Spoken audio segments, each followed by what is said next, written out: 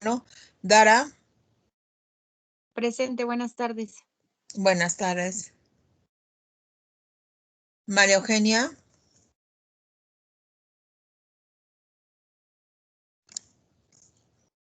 Dania, Presente, doctora. gracias. Luis, Presente, doctora. Buenas tardes. buenas tardes. Hugo, Presente, doctora. Buenas buenas tardes. tardes. Edith, Presente, doctora. Buenas tardes. buenas tardes. Alejandro, Presente, doctora. Buenas tardes. buenas tardes. Alan, Presente, doctora. Buenas tardes. buenas tardes. Darío, Presente, doctora. Buenas tardes. buenas tardes. María del Rosario, Presente, doctora. Buenas tardes. buenas tardes.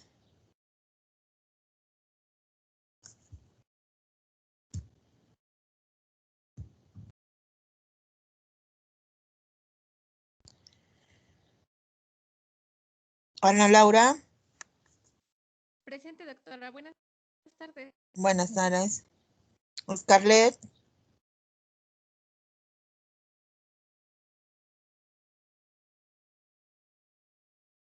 Alejandro,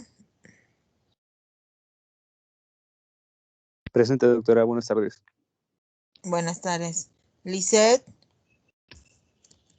Presente, doctora. Buenas tardes. buenas tardes. Diana, Presente, doctora. Buenas tardes. buenas tardes.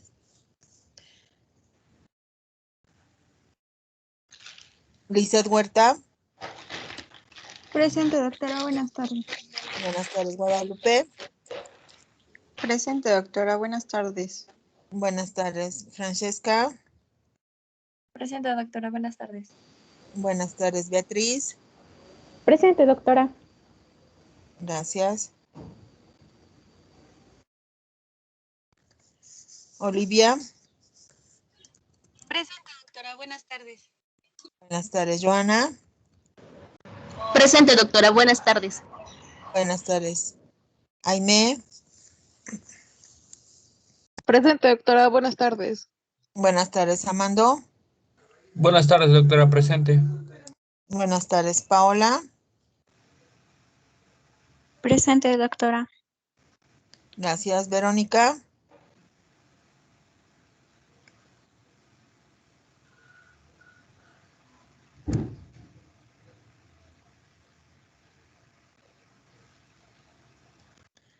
ok, puedes bajar tu mano, Verónica. Dulce, Presente, doctora. Buenas tardes. buenas tardes. Melissa, Presente, doctora. gracias. Nancy, Presente, doctora. gracias. Brenda, Presente, doctora. Buenas tardes. buenas tardes. José Jaime, Presente, doctora, buenas tardes. buenas tardes. Esli, Presente, doctora. Buenas tardes. buenas tardes. Diana, Presente, doctora. Buenas tardes. buenas tardes. Dafne, Presente, doctora. Buenas tardes. buenas tardes. Jorge, Presente, buenas tardes, doctora. buenas tardes. Ramsés,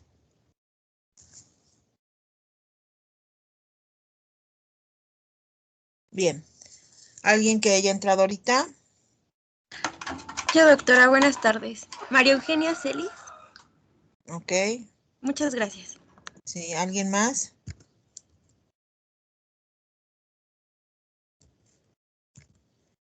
Bueno, empezamos, por favor. Sí, doctora.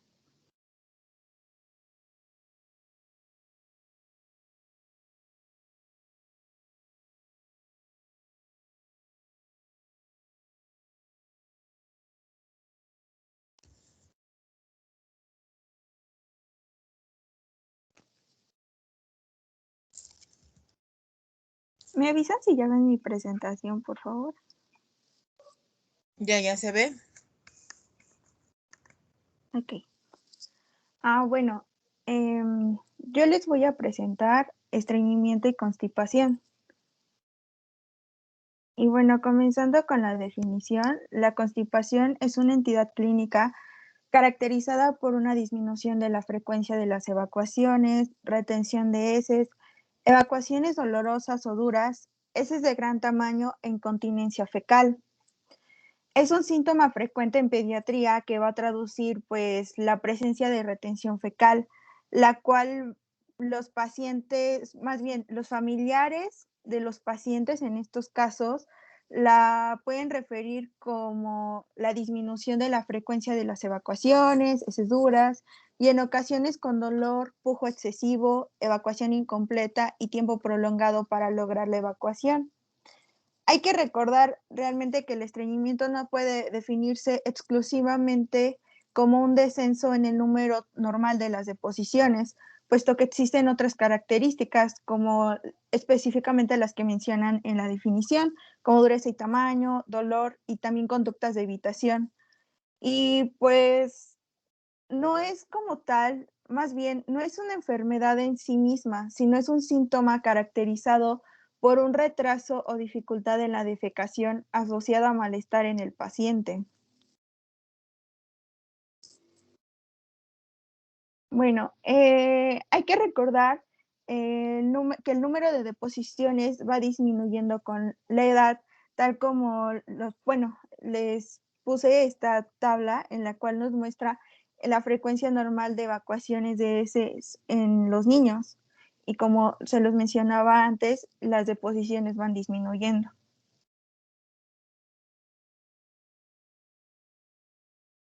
Bueno, se estima que la prevalencia mundial de constipación en pacientes pediátricos es en promedio del 12%. En el primer año de su vida, su prevalencia es de un 2.9% y en el segundo año de vida es de un 10%. Realmente no se han observado asociaciones con la distribución por edad ni sexo, pero sí un aumento de la prevalencia de estreñimiento funcional en pacientes sometidos a estrés psicosocial, como eventos vitales estresantes y baja calidad de vida. Bueno, con respecto a su etiología, el estreñimiento se clasifica en funcional o primario cuando no existe una enfermedad subyacente que lo genere, el cual representa del 90% al 95% de los casos. Y bueno, también puede clasificarse en un estreñimiento secundario que va a ir del 5% al 10%, y esto puede deberse a alteraciones de colon, recto y ano, en este caso por fisuras, tumores, abscesos, a enfermedades sistémicas como hipotiroidismo, hipercalcemia, hipopotasemia, diabetes insípida, también alteraciones de la motilidad, como la enfermedad de Hirschsprung, la displasia neuronal intestinal, o también puede ser de origen psicógeno, debido a abuso sexual, problemas psicológicos. También aquí encontramos las alteraciones neurológicas, como por ejemplo la mielomeningocele, también por medicamentos como metilfenidato, opiáceos, diuréticos, pero bueno, esto realmente es poco frecuente.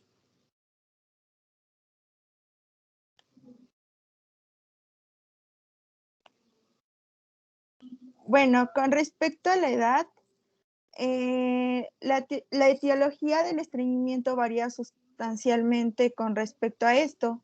En niños recién nacidos y lactantes, el origen del estreñimiento se encuentra principalmente ligado a la alimentación. En ocasiones va a estar causado por vómitos de repetición, dietas hiperconcentradas o un escaso aporte hídrico, especialmente en situaciones como el calor ambiental o la fiebre. También puede deberse al consumo de fórmulas adaptadas de alto contenido en grasa y calcio, que van a contribuir a la formación de jabones cálcicos en el intestino delgado. En esta etapa también es debido, bueno, también se puede deber a una fisura anal y a incluso estenosis anal que pueden presentar los lactantes. Y bueno, en la mayoría de los pacientes en edad preescolar o escolar, la causa es idiopática, pero con otras causas posibles como la enfermedad celíaca, diabetes, enfermedad de Crohn.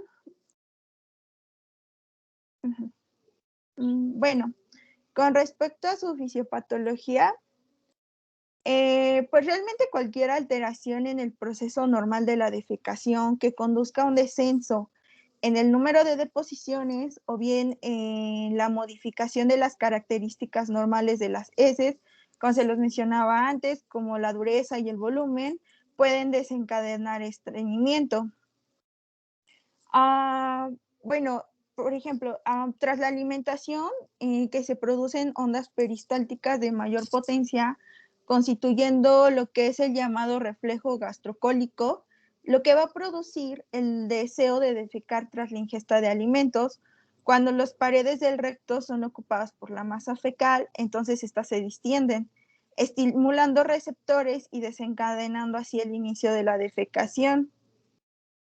Tal como lo muestra la figura 1, la acción de la presión ejercida por las heces en el rectosigma va a recibir una respuesta contráctil sobre sus paredes, haciendo avanzar al bolo fecal, lo que es el reflejo anorrectal. Después va a activar la acción parasimpática sobre el esfínter interno mediante el reflejo inhibitorio anal, lo que nos intenta mostrar la figura 2. Y bueno, una vez que se relaja el esfínter anal interno, las heces se van a encontrar con el segundo componente del complejo, lo que, bueno, este va a ser el esfínter anal externo. Inicialmente el reflejo inhibidor anal que relaja el esfínter interno va a producir una contracción refleja del externo, a lo que se llama reflejo anal excitador. Y finalmente, lo que nos muestra la figura 4 es que para evitar la salida de las heces en momento y lugar, bueno, más bien, esto, una vez que ya se puede evitar la salida de las heces en un momento y lugar inapropiado, ya estamos adquiriendo lo que es el control voluntario de la defecación. Entonces los niños van a ser capaces de contraer y relajar el esfínter externo voluntariamente para así evitar la expulsión de las heces.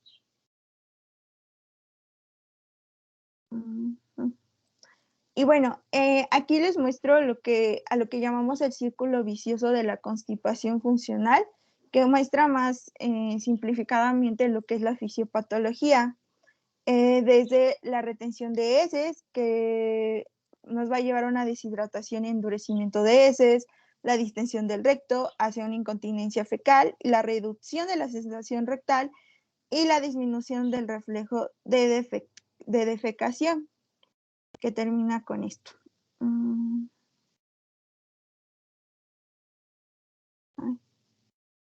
Bueno, respecto a la clasificación de acuerdo a Roma 4, los trastornos digestivos y gastrointestinales funcionales pediátricos pues van a comprender un conjunto de síntomas gastrointestinales crónicos o recurrentes no explicados por anomalías estructurales o bien bioquímicas que van a interferir en la calidad de vida del niño y su familia.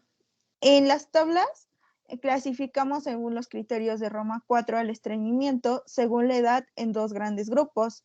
Los menores de 4 años, que va a incluir al neonato y niño pequeño, y los que van de 4 a 18 años de edad, que incluyan al niño mayor y adolescente.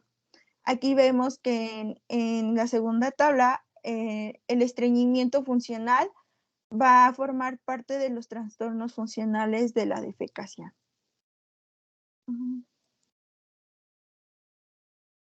Bueno, respecto a los factores de riesgo Los periodos de estrés van a ser, pues, uno de los principales factores implicados. Existen varios periodos de riesgo en la vida de los niños, lo que es más frecuente que inicie y pues va a perpetuar el estreñimiento. Estas situaciones en algunos niños causa rechazo al realizar deposiciones en lugares nuevos. Realmente es importante establecer pautas que eviten las defecaciones dificultosas y dolorosas que en muchas ocasiones producen conductas de retención en los niños. En estas etapas, pues se va a producir la adquisición de nuevas habilidades madurativas y en estos casos, dentro de los factores de riesgo, vamos a encontrar la retirada del pañal, o el inicio de la escolarización. Bueno, también se ha encontrado, lo vuelvo a repetir nuevamente, que ha habido un aumento en la prevalencia del estreñimiento debido al estrés de origen psicosocial. Bueno, entrando a lo que es el diagnóstico, la historia clínica y la exploración son los elementos pues, fundamentales para realizar el diagnóstico.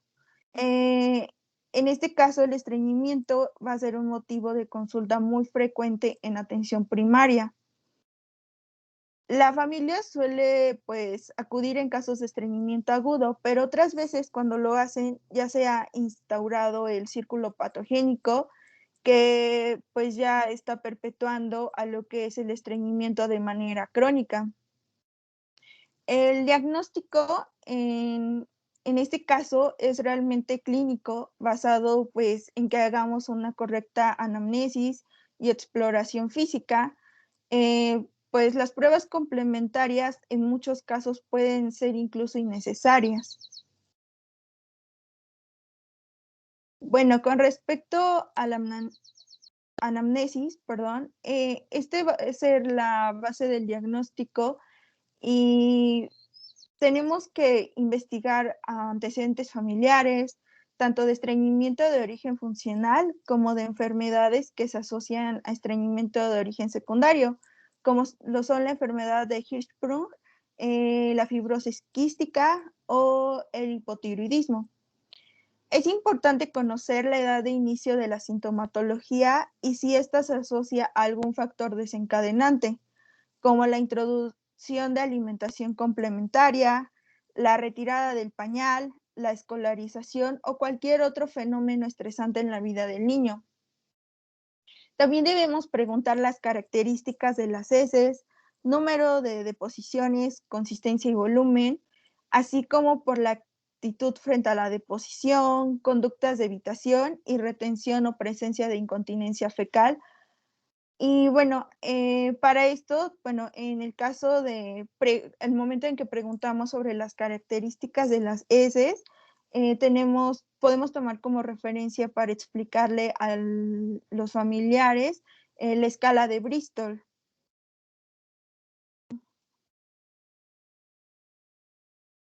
Bueno, es fundamental determinar si se produjo la eliminación del meconio en las primeras 48 horas de vida y si el niño se asocia sintomatología a patologías orgánicas de tipo neurológico, endocrino metabólico, y también es necesario preguntar si el niño toma fármacos y medicaciones relacionados con el estreñimiento, como codeína y otros derivados opioides, también suplementos de calcio o hierro, anticonvulsivos, antidepresivos o incluso metilfenidato. También es importante investigar la presencia del dolor abdominal crónico que se alivia justamente con la defecación.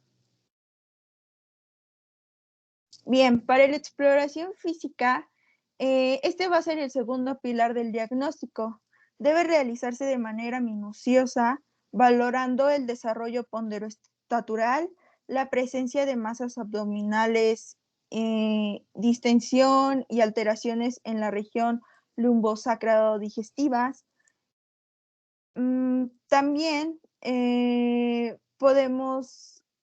tenemos que investigar si existen fístulas, fosas en la línea media y asociaciones a estigmas cutáneos.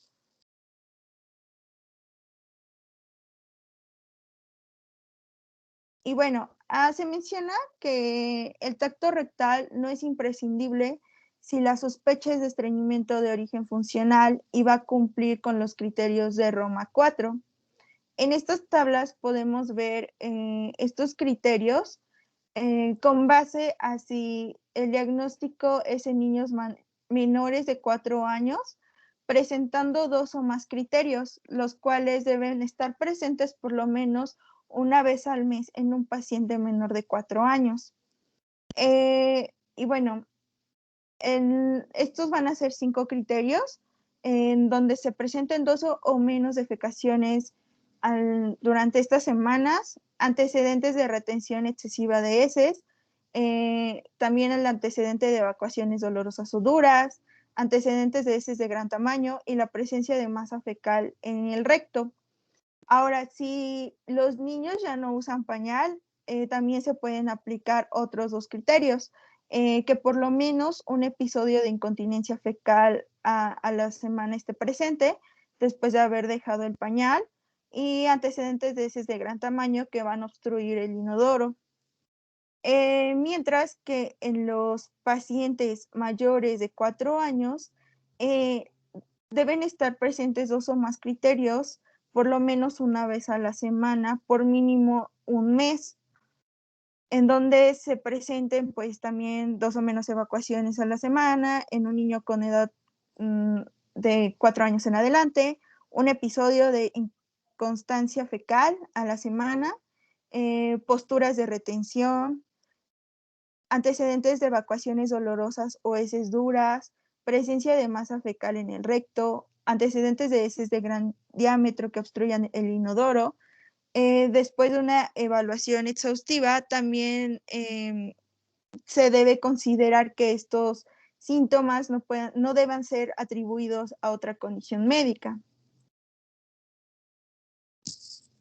Bueno, tenemos los signos de alarma en la constipación infantil. En este caso, bueno, también se les llaman banderas rojas. Vamos a tener a la constipación de inicio precoz, a la eliminación tardía de meconio mayor a los 48 horas de vida, retraso del crecimiento, que el paciente no tenga hábito retencionista, la presencia de síntomas digestivos altos, como lo son los vómitos, la distensión abdominal recurrente, la patología vesical, que no exista respuesta al tratamiento convencional pasados los 3 meses de este. Bueno, el diagnóstico de acuerdo a los estudios complementarios. Cuando el diagnóstico es dudoso y tenemos datos de alarma de alguna patología orgánica o hay fracaso en el tratamiento, podemos recurrir ya a las pruebas complementarias. La prueba analítica se debe solicitar ante las sospechas de causas de origen endocrinológico, como hipotiroidismo, enfermedad celíaca, entre otras. También podemos pedir una radiografía simple de abdomen. Tradicionalmente, pues, es muy usada para determinar la ocupación del colon por heces. Actualmente se considera innecesaria y poco útil debido a la subjetividad de su interpretación. También tenemos la ecografía, que ha sustituido en muchos casos a la radiografía simple. Y bueno, nos va a funcionar para detectar la presencia de acúmulos de heces o fecalomas.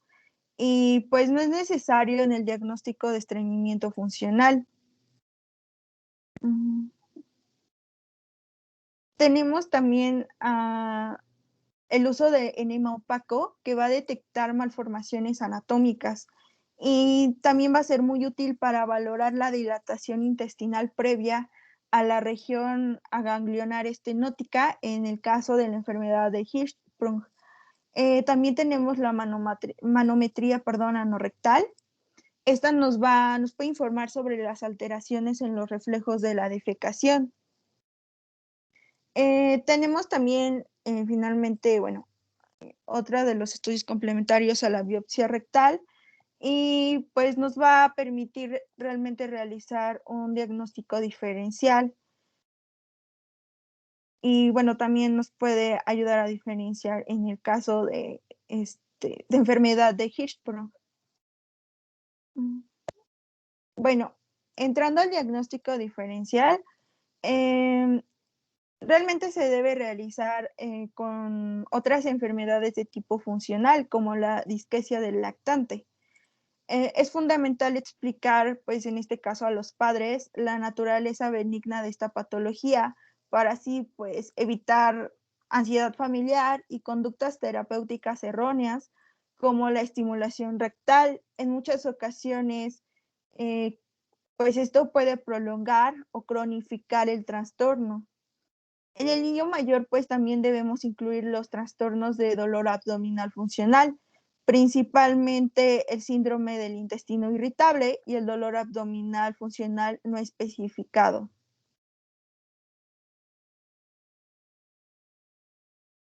Bueno, dentro de las causas orgánicas, una de las principales patologías con las que debemos establecer el diagnóstico diferencial es la enfermedad de Hirschsprung. Se considera por un trastorno de la motilidad, y pues su sintomatología es precoz, siendo muy característica la eliminación de meconio después de las primeras 48 horas en el recién nacido satérnico, de peso adecuado a edad gestacional.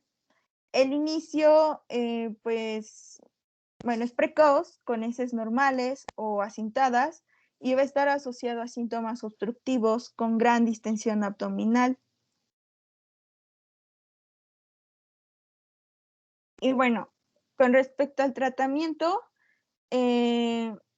pues aquí ya tenemos que determinar si el estreñimiento va a ser por un origen secundario, y pues realmente este va a ser en torno a la patología que lo está produciendo.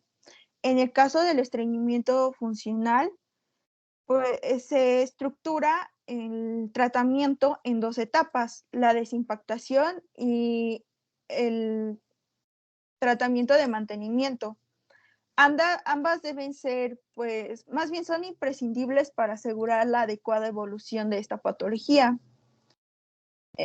Previamente a, pues, determinar alguna medida, se debe invertir el tiempo necesario para explicarle a la familia lo que, pues, conlleva el estreñimiento.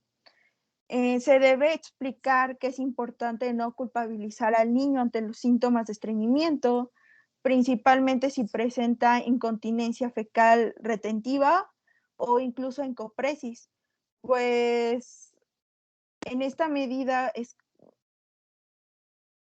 pues no, más bien escapan a su voluntad estos niños. Tras la primera valoración, no debemos dejar de pasar más de 2 semanas para el control de la evolución y la respuesta a las pautas de tratamiento que se hayan iniciado. En el caso de la desimpactación, uno de los principales motivos del fracaso del tratamiento es que no se realice de manera previa. Este va a consistir en eliminar el acúmulo de heces duras y voluminosas retenidas en el recto y en el tramo final del intestino grueso, cuya evacuación espontánea va a resultar dificultosa para el niño.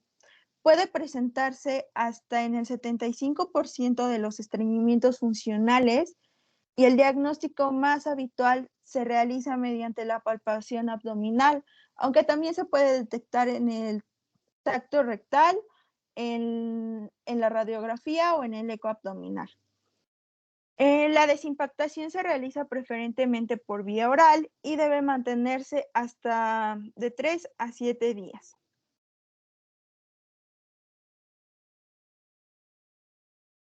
Bueno, el medicamento de elección es el polietilenglicol, este oral, y este va a ser un polímero de óxido de etileno que va a ser soluble en agua.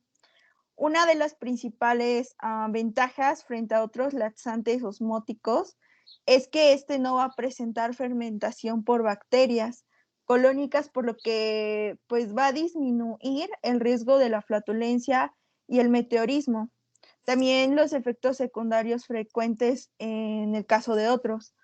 Para el tratamiento se utiliza con presentaciones comerciales con o sin electrolitos y se deben pautar dosis crecientes, comenzando por 0.5 gramos por kilogramo al día, con un incremento paulatino diario hasta 1.5 gramos por kilogramo al día. La dosis diaria se divide en 2 tomas separadas, preferiblemente no más de 6 a 8 horas. Realmente el objetivo va a ser conseguir un vaciado completo del intestino. Y bueno, el principal efecto secundario va a ser la diarrea y incontinencia fecal, también incluso dolor abdominal.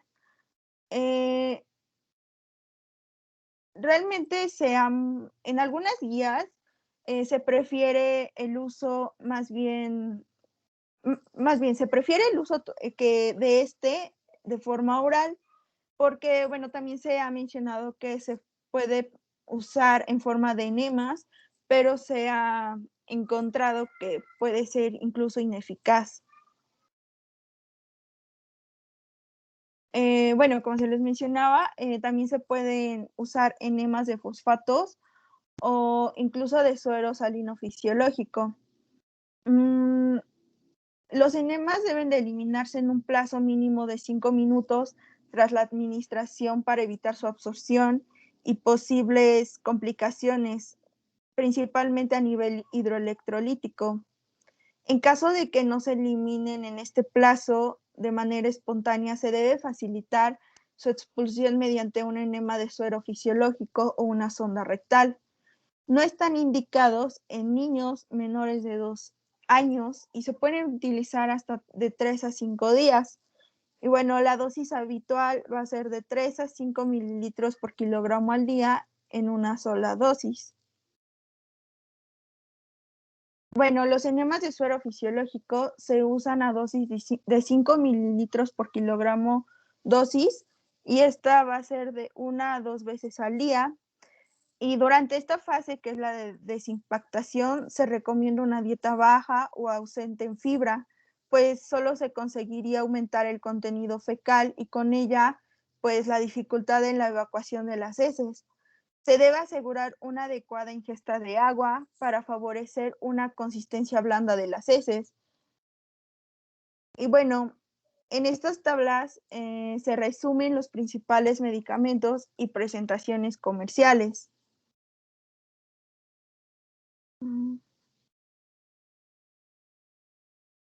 Ok, en la fase de mantenimiento, esta está compuesta por una serie de medidas higiénico-dietéticas asociadas a pautas farmacológicas. En el caso de estas que son las medidas higiénico-dietéticas, se debe comenzar evaluando las conductas relacionadas con la defecación. Es importante asegurar que el niño tenga horarios y lugares apropiados que faciliten la defecación en un ambiente tranquilo. Debe intentar hacer deposición de manera regular según un plan consensuado con los padres, manteniendo horarios estables, preferentemente después de las comidas principales, para así aprovechar el reflejo gastrocólico que nos va a ayudar justamente a la deposición. El niño debe estar sentado y tranquilo en el inodoro y no se debe distraer con alguna otra cosa en su alrededor. Si después de un tiempo, aproximadamente que ronde a los 10 minutos, no se ha producido la deposición, no se debe insistir ni presionar al niño. Hay que reforzar y valorar el intento más que la realización de la deposición en sí misma. En el caso de la retirada del pañal, puede haber un rechazo a sentarse en el inodoro. En estos casos, pues es preferible utilizar el pañal hasta que el niño haga deposiciones sin dificultad. También es útil la elaboración de calendarios donde el niño debe pues apuntar diariamente si se ha sentado en el inodoro tras las comidas y si ha conseguido deposición. Para ello pueden utilizarse pegatinas de colores o incluso hasta dibujos. Y bueno, en el niño también, en el niño en este caso estreñido o el que no lo está, debe mantenerse una dieta equilibrada con 5 piezas de fruta o verdura al día.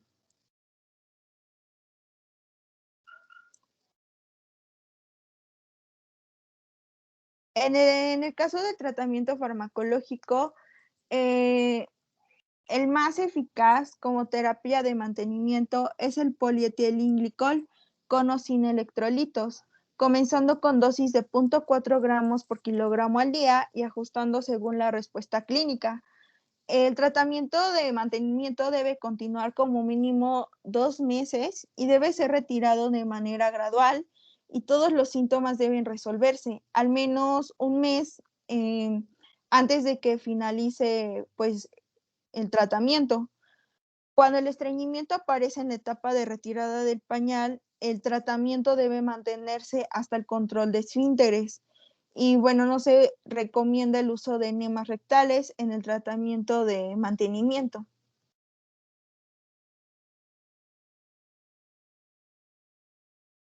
Y bueno, el estreñimiento refractario va a ser aquel en el cual, pese a instaurar las pautas de tratamiento de manera adecuada, no se consigue un resultado satisfactorio. Cuando esto sucede, debemos pues replantearnos realmente el diagnóstico de estreñimiento funcional.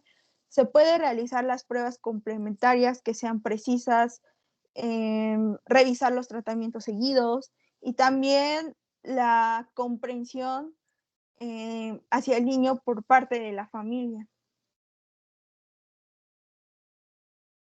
Y bueno, respecto al pronóstico, pues uno de los factores que más influyen en la evolución del estreñimiento va a ser el momento en el que se instaure el tratamiento. Cuanto más precoz sea la intervención, más eficaz va a ser el tratamiento.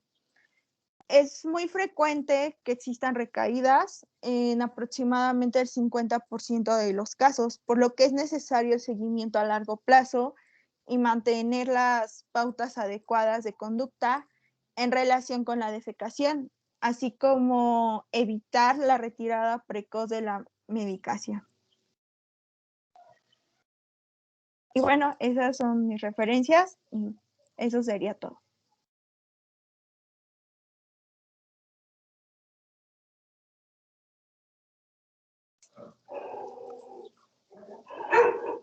Bien, muchas gracias.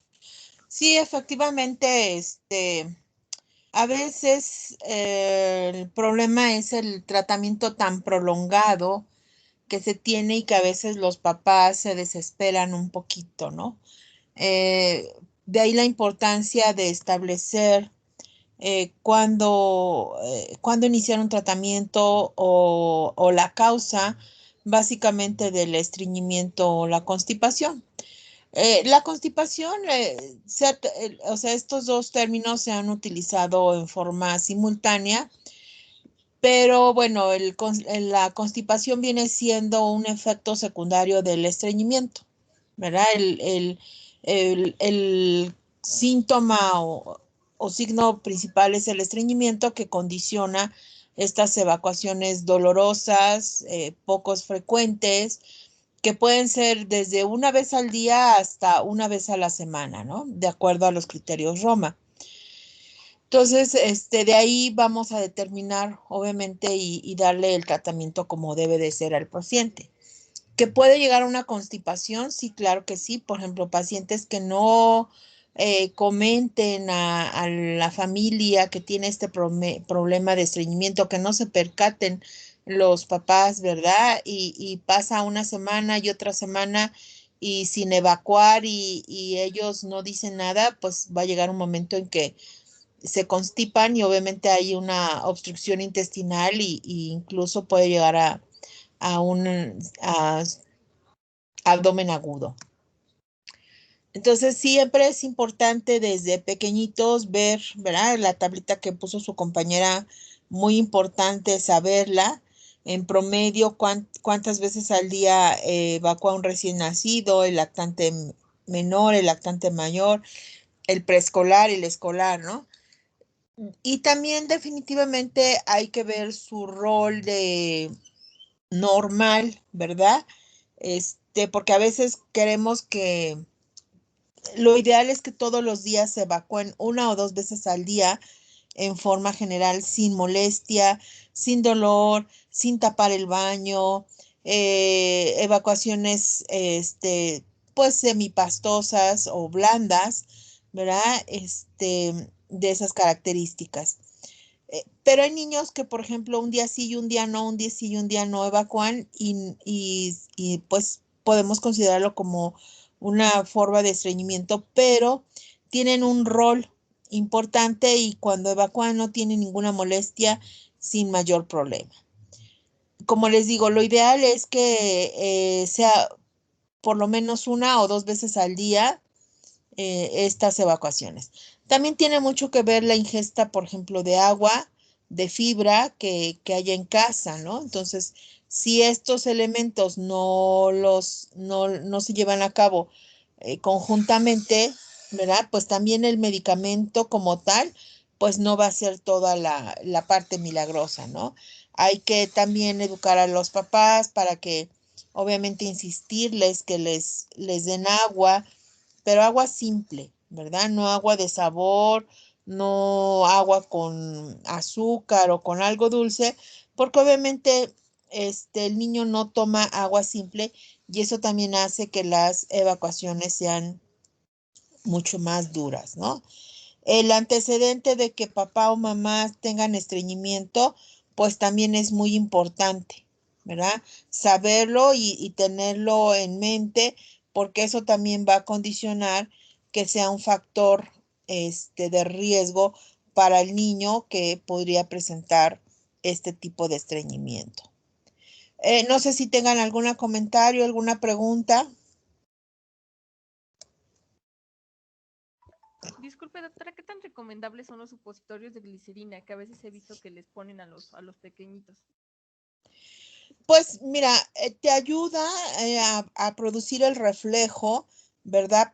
De que está lleno la válvula y entonces con eso aumenta la motilidad, o sea, le manda la información de que está lleno a este nivel y entonces pues eso hace que empiece a evacuar el niño, ¿no? Pero realmente es como para que no vaya a llegar a la fase o a la parte de constipación o de una obstrucción importante, ¿verdad? Que no tenga. Sí le ayuda, sí le ayuda definitivamente. Se recomienda, pues realmente no tiene ningún efecto de absorción, ¿no? O sea, ninguno de los medicamentos que ahorita comentó tu compañera tiene la cuestión de que se absorba a nivel intestinal o se vaya a vía sistémica, ¿no? Lo que hace es que ayuda a una reabsorción o a una salida más del agua y que esto sea un poquito más, las evacuaciones sean más blandas, ¿verdad? Y no se queden, por decirlo ahí, como apelmazadas, ¿no? Entonces el supositorio te puede ayudar en una forma aguda en esa cuestión de que a lo mejor ya tiene 2 días el niño que no evacúa, está inquieto, está irritable y con esto pues le vas a ayudar. El problema es que a veces las evacuaciones están ya hechas como una piedra, ¿verdad? Sí, piedras así. Hagan de cuenta, nos había tocado en el niño poblano niños que les sacabas como piedritas, ¿no? De tantos días que no había podido evacuar y que ya le habían puesto 2, 3 supositorios y no funcionaba, ¿no? Entonces, debes de tener en ese aspecto mucho cuidado porque si no evacúa con el primer supositorio, pues la indicación es que sea valorado a través de un médico para ver si se requiere de alguna estimulación. Yo generalmente, por ejemplo, a los lactantitos y recién nacidos, que pueden llegar por estreñimiento, lo que hago es que les pongo bastante vaselina en el ano y con un termómetro los estimulo sin necesidad de un supositorio. Los estimulo en forma circular, en sentido de las manecillas del reloj, luego de arriba hacia abajo y luego hacia los lados, como una cruz, con bastante vaselina y ahí mismo en el consultorio evacúa, ¿no? Esto se da más frecuentemente en los niños que están alimentados a fórmulas, ¿verdad? Por la cantidad que tiene de hierro, a veces hace que se estriñan los niños. Es raro el bebé que se estriña por alimentado a seno materno, es muy raro, pero sí puede pasar. Entonces, habría que estudiar ese niño que se estriñe, ¿verdad? Con seno materno, porque podría ser algún padecimiento de hipotiroidismo. Y como comentó su compañera, importante determinar en qué momento fue la primera evacuación de meconio posterior al nacimiento. Pero bueno, retomando tu pregunta, sí, se pueden utilizar, te digo, en esa forma, sin mayor problema. La cuestión a veces no se recomienda que se utilice muy frecuentemente porque entonces haces que el esfínter se acostumbre hasta que no haya el estímulo externo, ¿verdad? Que es la colocación del supositorio o de, en este caso, por ejemplo, el termómetro. Entonces ese esfínter se vuelve como quien dice flojo. Se acostumbra a un cierto estímulo y hasta que no lo tiene, no lo hace, aunque tenga esté ahí la sensación o esté ya casi afuera o muy baja la evacuación, ¿no?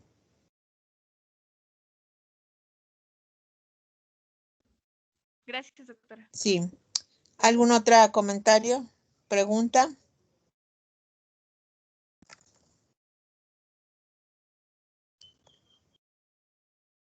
Bueno, entonces ahorita el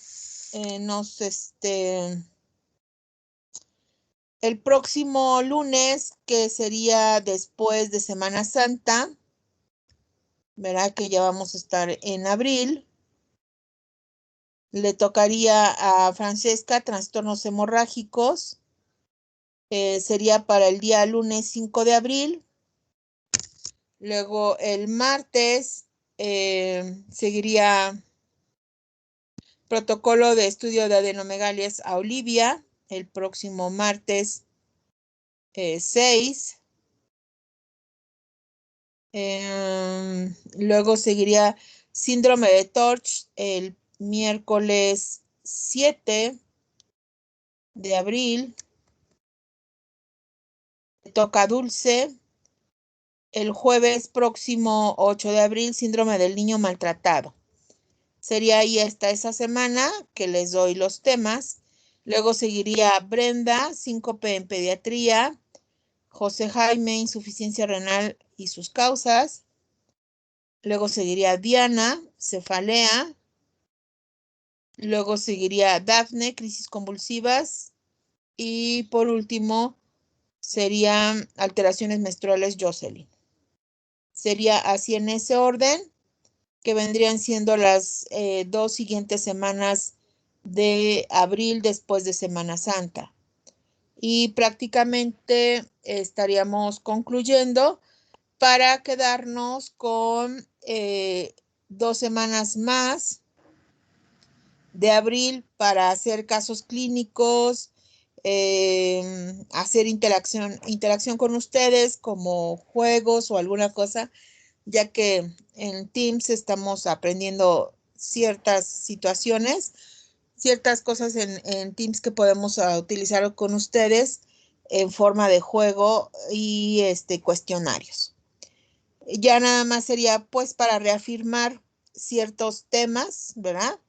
De importancia. Bueno, todos son importantes, obviamente. Y y ya, porque prácticamente 3 y 4 de mayo, posiblemente, no quiero, pero a lo mejor podría yo empezar a dar calificaciones. No lo sé, todavía no. Ah, bueno, no, 3 y 4 de mayo tendría yo que ver la calificación de Jorge, que es el que termina el semestre, el cuatrimestre. Y luego, posiblemente a la siguiente semana, que sería martes 11, 12 y 13 de mayo, estaré yo dando calificaciones a ustedes, al semestre como tal. Bueno, que tengan unas excelentes vacaciones. Ya les estaré subiendo artículos sobre estos temas extras, para complementar sus temas si es que gustan, pero ahorita de acuerdo a lo que hemos visto en las diapositivas, pues vamos muy bien. Que tengan una excelente Semana Santa, cuídense mucho, no salgan de vacaciones, mejor todavía síganse cuidando. Gracias. Gracias, doctora. Gracias, doctora. Gracias, doctora. Gracias, doctora. Gracias, doctora. Igualmente. Hasta luego, doctora. Hasta luego, que les vaya Hasta bien, luego. descansen. Hasta luego, doctora. Descansemos. Una pregunta, doctora. ¿A quién le toca protocolo de adenomegalias?